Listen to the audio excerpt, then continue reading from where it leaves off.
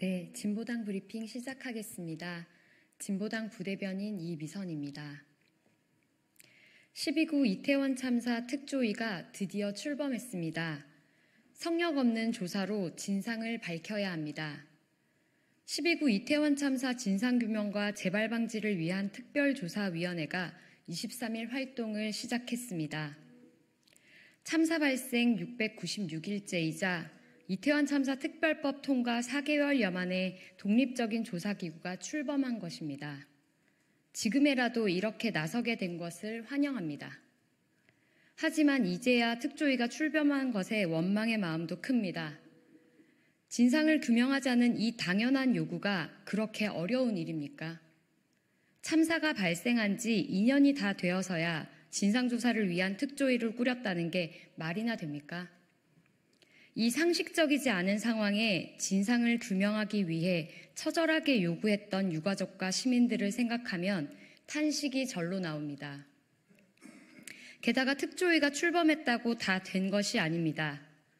앞으로 시행령 제정, 그에 따른 예산 편성, 짧은 조사 기간 등 넘어야 할 산들이 많습니다.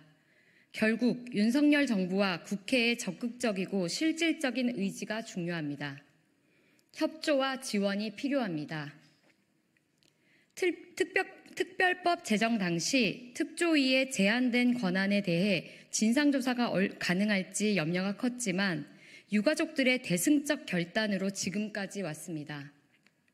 특조위는 사명을 무겁게 받아 반드시 성역 없는 조사를 진행해야 합니다.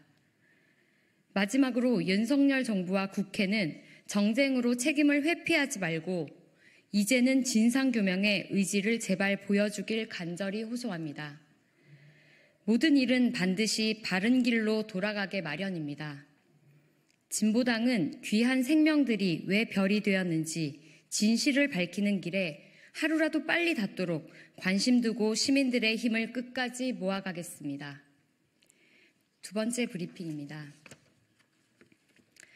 시민의 발, 철도, 지하철 현장이 위험합니다. 올해만도 감전사고로 죽고, 질식사고로 죽고, 작업 중 충돌사고로 죽고, 추락해서 노동자들이 죽었습니다. 유해물질에 노출된 노동자 중 혈액암 발병으로 투병 중이거나 숨진 것으로 확인된 규모만 21명입니다. 바로 철도와 서울 지하철 현장에서 벌어진 산재사고들입니다.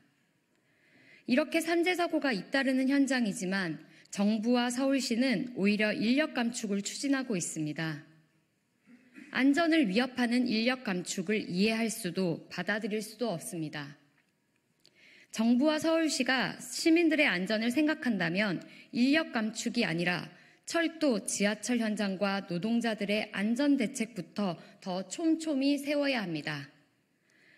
철도, 지하철 현장은 자칫 잘못하면 큰 사고로 이어져 중대재해가 발생할 수 있습니다.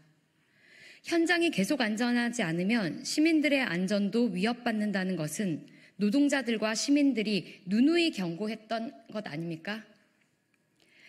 안전한 궤도 사업장이 되기 위해서는 노동자들이 요구하는 것처럼 인력 감축 철회와 적정 인력 충원, 안전 시스템과 작업 환경 개선, 직업성 질병 예방을 위한 종합대책, 철도 안전법 개정 등이 해결되어야 합니다. 정부와 서울시는 중대재해가 난 후 소잃고 외양간 고치지 마시고 당장 인력 감축 계획을 철회하고 안전 인력 충원하십시오. 그리고 안전 대책을 적극적으로 세우십시오. 우리 국민들은 정부와 서울시가 운영하는 철도와 지하철 현장에서 중대재해가 발생하는 끔찍한 상황을 보고 싶지 않습니다. 진보당은 그 책임을 국민들이 지지 않도록 노동자들과 함께 안전한 현장이 되도록 끝까지 힘쓰겠습니다. 고맙습니다.